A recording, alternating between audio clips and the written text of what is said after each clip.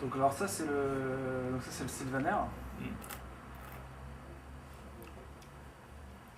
Il est vraiment très intéressant. Oui, il y a tout de suite une certaine minéralité qui se dégage. Effectivement, ce Sylvaner, c'est une cinquantaine d'arbres qui sont dans l'Osterberg, qui ont été plantés dans les années 60. Donc il faut savoir que souvent, aujourd'hui, on parle de Riesling, de Gewürz dans les grands crus et surtout de Pinot Gris. Ouais. Mais le Pinot Gris est quand même d'apparition. Le Pinot Gris était une spécialité plantée à moins de 5% jusque dans les années 70. Oui, donc voilà. je sais que c'était en vin on va dire en vin d'apéritif ou un peu plus riche, c'était surtout le Gewürz. Et le Pinot Gris était vraiment une spécialité.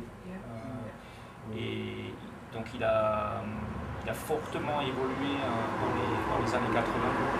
Alors aujourd'hui, sans doute, on est arrivé à un certain palier, mais souvent au profit du Sylvaner.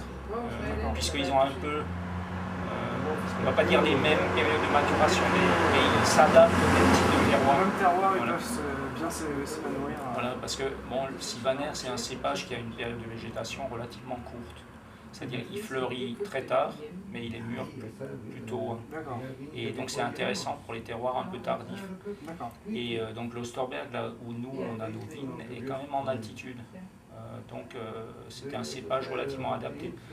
Aujourd'hui, par exemple le Riesling qu'on produit là-bas, on le produit avec des rendements beaucoup plus faibles qu'il y a 20 ans. Donc forcément, il mûrira très bien aussi. Donc c'est pour ça qu'on trouve moins de Riesling.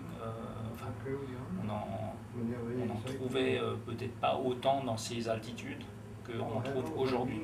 Aujourd'hui, le Riesling, surtout dans les grands crus, un cépage qui a quand même...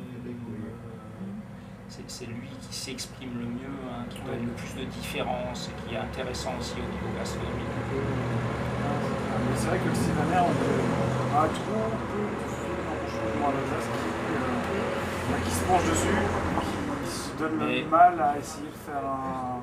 Je dis pas, il y en a qui font des très bons, mais il y en a des très très bons. Mais c'est en général, je veux dire, par rapport, comme on disait, que le Riesling, c'est vrai que globalement, tous les vignerons alsaciens vont aller mettre leurs efforts sur le Riesling, ou sur le Gewürz, ou sur le Pinot, mais pas forcément sur le Sylvaner, alors que moi après ça tient qu'à moi, mais un bon Sylvaner, je trouve ça... Et puis surtout, il faut savoir qu'un grand vignoble, il faut aussi des vins d'entrée, moins compliqués, plus faciles à comprendre, et le Sylvaner peut très bien remplir cette fonction. Parce que le Pinot blanc, je trouve, un peu plus passe-partout. C'est-à-dire c'est un cépage qui a peut-être moins, pour moi, un peu moins de personnalité. Avec le Sylvaner, on ne peut pas être indifférent.